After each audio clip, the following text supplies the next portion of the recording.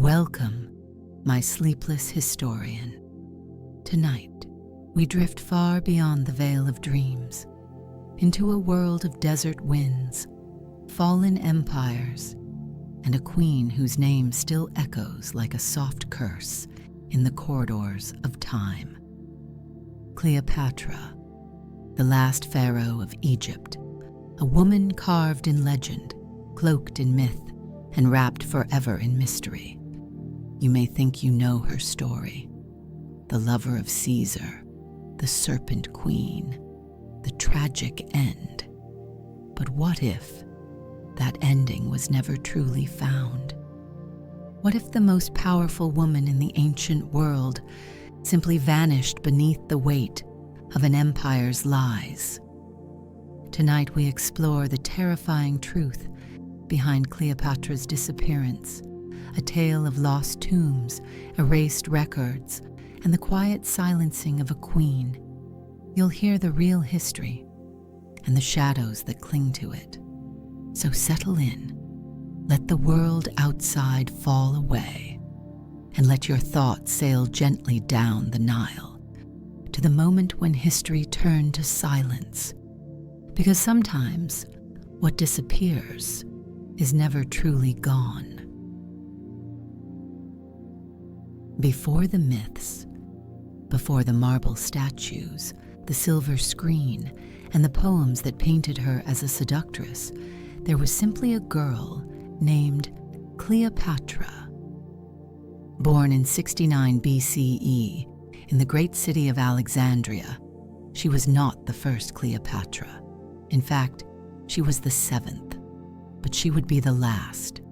She came from a line of Greek kings, the Ptolemies, descendants of one of Alexander the Great's generals. They had ruled Egypt not as Egyptians, but as foreign monarchs draped in pharaonic gold. And yet, Cleopatra was different.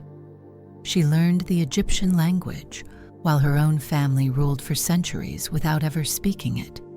She studied philosophy, astronomy, mathematics, and mastered the arts of both statecraft and stagecraft.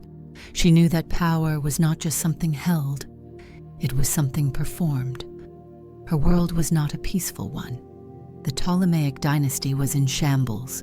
Brothers murdered brothers, sisters married siblings, and Rome was beginning to eye Egypt like a falcon eyes a sleeping hare. When Cleopatra took the throne at just 18, she did so beside her younger brother and husband, Ptolemy XIII. But within a few years, she was driven into exile, stripped of her crown, hiding in the shadows. And then came Julius Caesar. When he arrived in Alexandria, Cleopatra saw her moment. According to legend, she had herself rolled up in a rug and smuggled into Caesar's chambers. When the carpet unfurled, there she stood, confident, radiant, and utterly unforgettable. Whether the story is fact or Roman fantasy, it worked. Caesar helped her reclaim the throne, and together they ruled for a while. She bore him a son, Caesarion, built monuments, reinvented her image as Isis reborn, and yet in Rome, she was seen as a foreign threat, exotic, dangerous, too clever by far.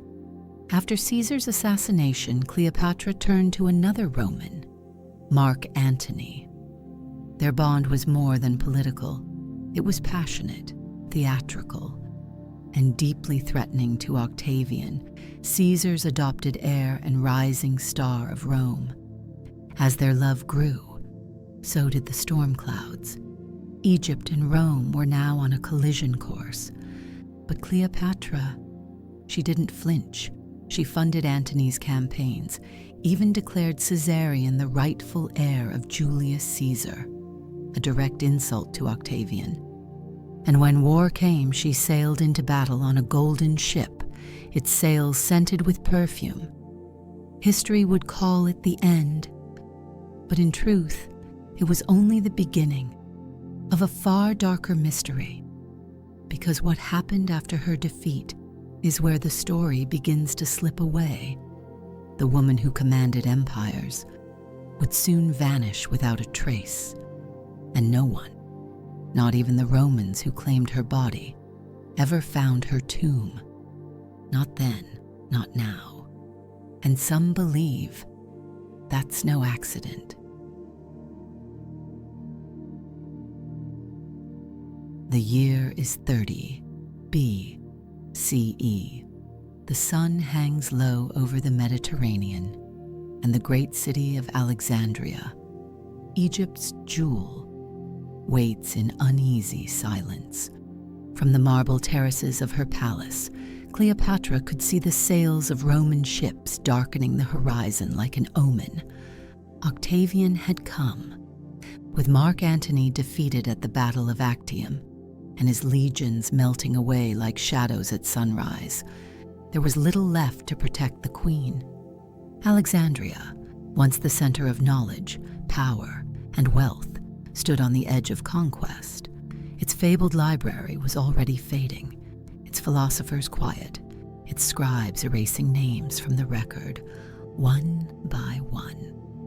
Within the palace, Mark Antony brooded, his once great army gone, his name a breath away from disgrace.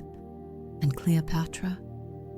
She dressed in the robes of Isis, her eyes lined with kohl, her posture regal, even in the face of ruin. She had prepared a mausoleum beside the palace, not just a resting place, but a fortress of death, a final statement to the gods and to Rome alike. There, she hid her treasures, sealed her fate in golden chambers, and waited. The world outside changed by the hour. Octavian's messengers arrived bearing offers of mercy, but Cleopatra did not trust them. She knew too well the Roman appetite for theater and the appetite of men for trophies. And Cleopatra, she would not be paraded through the streets of Rome in golden chains, beneath the gloating gaze of a man who called himself Caesar. According to Plutarch, Antony, believing Cleopatra dead, fell on his own sword. He did not die instantly, and when Cleopatra had him brought to her tomb, he is said to have died in her arms, a bloody farewell in the dim light of her sanctuary. 3 days later, Cleopatra, too, was gone. But how? That's where history begins to shift beneath our feet. The Roman records are strangely vague. Dio Cassius says she used a poisonous ointment. Plutarch suggests a venomous asp, hidden in a basket of figs. Others claimed she tested poisons on prisoners to find the most painless way to go. But none of these accounts are first-hand. None were there. Octavian claimed she had taken her own life, despite his alleged plan to keep her alive. But did she? Did she choose death over humiliation? Or was that the version Rome wanted us to believe? There were no public displays, no parade, no confirmation from Alexandria's priests or scribes, only silence. And silence is fertile ground for secrets, because while Rome declared the queen dead, they never showed her body. And her tomb, her great golden tomb, has never been found. 2,000 years later, it remains missing, and the most powerful woman of the ancient world still waits, somewhere beneath the dust or beneath the waves, hidden, erased, or perhaps protected. So, how does a queen vanish? History tells us she died by her own hand, but history, dear dreamer, is written by those who survive. Let's pause in that quiet tomb where the Roman messengers claim to have found her. The doors sealed, the air heavy with perfume. A lifeless queen draped in royal linen, 2 silent handmaidens beside her, also dead. Octavian's men report a simple scene, and yet every detail feels too perfect, too too staged. The most famous version, of course, speaks of the asp, a deadly Egyptian cobra smuggled in with figs or hidden in a water jug. Cleopatra placing it calmly against her skin, allowing death to kiss her in silence. It's poetic, tragic, fitting for the Serpent Queen, but it's also deeply impractical. Cobras are not obedient assassins. Their bites are not always fatal, and transporting one without injury or escape, a challenge even for trained snake charmers. Roman historians, writing decades later, seemed more focused on crafting a symbol than preserving a fact. A woman who defied Rome dies by snakebite, a classic tale wrapped in exoticism, just enough scandal, and a touch of pagan fear. Other sources say she tested poisons on slaves, that she may have used a toxic comb or pierced herself with a poisoned hairpin. But here's what lingers like a whisper in the dark. No one truly knows. Octavian was the only one to inspect the scene, and it was Octavian who claimed to respect her wishes and bury her with Antony, somewhere near the palace. A convenient narrative, and a tidy ending for the Roman stage. But imagine, if you will, that Cleopatra posed too great a threat even in death, that her charisma, her claim to Caesar's legacy, and her son, Caesarion, made her more dangerous as a martyr than as a prisoner. Some scholars believe she was murdered, silenced, erased before she could speak in Rome's courts. It would not have been the first time Rome snuffed out a royal spark before it became wildfire. But if Cleopatra was killed, why the fable? Why the figs, the snake, the tragic farewell? Because myths endure, and Rome knew the power of a good ending. Yet as we drift deeper into this ancient silence, one question coils quietly in the dark. Where is the tomb? Where is the golden resting place of the last pharaoh of Egypt? A queen who lived in gold, but left the world with no trace. And if her body was never truly found, what else remains hidden? If Cleopatra died, where did she go? Octavian declared that she was buried with Antony in a splendid tomb near her palace in Alexandria. He spoke of marble, of offerings, of final dignity, but he never showed it, and no one else ever saw it. For 2,000 years, that resting place has remained lost, a golden ghost buried somewhere beneath the sands or the sea. And it's not for lack of searching. Archaeologists, dreamers, emperors, and explorers have scoured the ancient quarters of Alexandria, hoping to find even the faintest trace. But Alexandria is a city built upon ruins, layer upon layer, streets buried beneath earthquakes, palaces swallowed by waves. In 365 CE, a massive tsunami struck the city. Much of Cleopatra's royal quarter, the palaces, harbors, and perhaps even her tomb were plunged beneath the Mediterranean. Today, divers swim through broken sphinxes, columns of blackened granite, statues of Osiris toppled in silence. They call it the sunken city. Could her tomb lie there still, beneath centuries of silt and coral, watched only by fish and shifting light? Or was it never there at all? Some scholars believe her mausoleum was a decoy, a constructed myth to distract and delay. Others suggest that her true tomb lies miles outside the city, hidden in the desert rock, guarded by curses, or perhaps simply by time.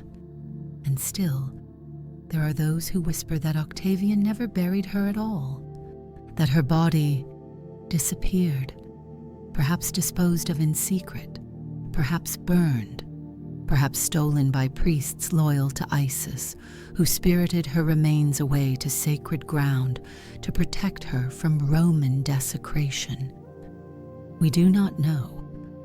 All we know is that the Queen of Egypt, the woman who ruled from a marble palace with scented sails, who wrote letters to philosophers and summoned the armies of Rome, left behind no grave, no monument, no mummy, no name carved in stone, only the echo of her legend and the question, where is Cleopatra?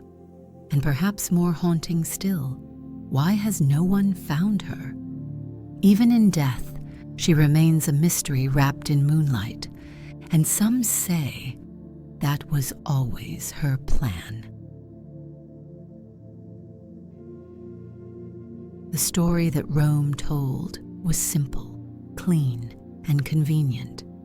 Cleopatra, Queen of Egypt, took her own life rather than be paraded through the streets in shame. Octavian, merciful and magnanimous, allowed her to be buried beside Antony, and thus ended an era. It was elegant, respectable, and possibly false. Because when we listen carefully, not to what was said, but to what was left unsaid, a quieter narrative begins to hum beneath the surface. The Roman Empire had everything to gain by controlling Cleopatra's image and her end.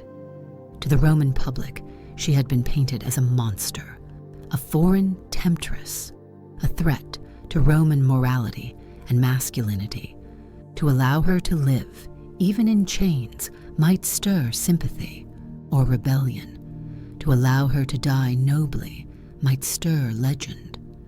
But to vanish her, to erase her quietly, that was tidy. It's worth noting that no Egyptian sources survive that describe Cleopatra's death. Not a scroll, not a carving, not even a whisper in the temples. What we know comes solely from Roman historians, Plutarch, Suetonius, Dio Cassius, writing decades, even centuries later. None of them were there. Some modern scholars now believe that Octavian may have orchestrated her death, not as an execution, but as a carefully designed ending, one that turned a powerful queen into a romantic footnote. They point to the strange inconsistencies. Why was her son, Caesarion, executed days later despite being the heir of Julius Caesar? Why were her loyalists silenced or exiled? Why was the location of her tomb never publicly recorded? And why, even now, have no Roman triumphs ever displayed her likeness in chains, as they did with so many others?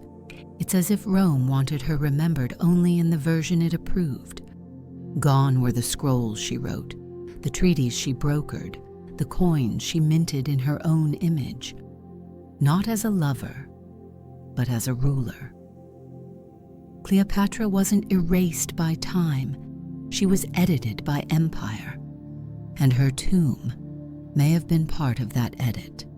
A queen without a grave, a goddess without a temple, a page torn quietly from history so that her enemies could write the ending.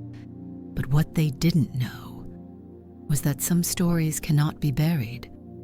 They linger in the soil, in the sea, in the minds of those who wonder. And that's where we'll go next, to a place where sand meets stone, where modern seekers still dig through the dust, searching for a queen's whisper. In the windswept desert west of Alexandria, beneath the shadows of ruined towers and ancient gates, there lies a forgotten city, once called Taposiris Magna. Its name means the great tomb of Osiris, and for over 2 decades now, it has become the focus of one of archaeology's most haunting quests, the search for Cleopatra's final resting place. Led by the determined Dominican archaeologist Kathleen Martinez, teams have sifted through tunnels, crumbled chapels, and buried chambers with a singular question in mind. Could the lost queen be here? It is not as far-fetched as it sounds. This temple complex, founded over 2,000 years ago, was dedicated to Osiris, the god of death and rebirth, a fitting place for a woman who cast herself as Isis, his mythic bride and divine counterpart. Martinez believes that Cleopatra, knowing she would not be honored in Rome, may have chosen to hide her tomb in sacred Egyptian ground, a place where Romans would never think to look. In 2009, her team discovered a carved stela bearing both Greek and Egyptian inscriptions, a rare blending of cultures, much like Cleopatra herself. They uncovered mummies with golden tongues, coins bearing the queen's face, and a vast underground network of corridors sealed for centuries. The deeper they dug, the more the desert whispered. Some of the passageways stretched for hundreds of meters. One tunnel, carved from bedrock, lay completely submerged beneath ancient groundwater. Could it have led to a secret chamber, a hidden burial site untouched by time? We don't yet know, but the search continues. Every year, new fragments emerge from the dust: amulets, shards of statues, walls engraved with stars and serpents, hints, echoes, clues in the sand, and always, always, the hope that a golden sarcophagus waits below, not for treasure, not for spectacle, but for truth. Cleopatra may have outwitted empires in life, and in death she may have written her greatest riddle yet. Because for all Rome's power, it never found her. Not her tomb, not her bones, not the voice that once commanded the Nile. And if she lies beneath Taposiris Magna, wrapped in linen, encased in stone, then somewhere, behind those ancient walls, a queen still sleeps, undisturbed, waiting not to be remembered, but to be heard. Some queens leave monuments, others leave whispers. Cleopatra left both, and neither has faded. Though her tomb is missing, her memory has traveled across centuries, changing shape with every age that tried to understand her. In medieval Europe, she was a sinful temptress. In the Renaissance, a symbol of tragic beauty. In modern times, a feminist icon, a cunning strategist, a master of language and law. She spoke at least 7 languages. She negotiated with generals, debated with scholars, and ruled a land torn between gods and empires. And yet, we remember her most for how she died, not how she lived. But legends, they don't sleep. They evolve. They hide in paintings, poems, coins, and fragments of papyrus too delicate to unfold. They live in the silence of ruins, in the stone steps worn by a queen's sandals, in the salty breeze off the Mediterranean, where her ships once sailed like perfume on the water. And perhaps most hauntingly, she lives in the unmarked spaces, in the empty tomb, in the absence of a mummy, in the blank line where her final resting place should be. Cleopatra may have known this. She may have understood that power doesn't end when you die, that to vanish completely is to become eternal. A myth, a mystery, a question that will never quite let us go, because even now archaeologists still search for her, writers still reimagine her, and dreamers like you still whisper her name as the night deepens and sleep begins to blur the edges of time. Cleopatra, not just a queen, but an idea, a riddle carved into history, its answer always just out of reach. And that perhaps was her greatest conquest. So now, my sleepless wanderer, we return, slowly, from the marble halls of Alexandria, from serpent stories and sunken tombs, from queens who disappeared and the silence they left behind. The Nile still flows, as it did in her time. Moonlight still paints the water in silver threads, just as it did when Cleopatra stood upon her balcony, watching Rome creep closer. She is gone, and yet she is everywhere, in the shimmer of old coins, in the delicate curves of lost hieroglyphs, in the perfume of a story that refuses to fade. Maybe her tomb will be found. Maybe it won't.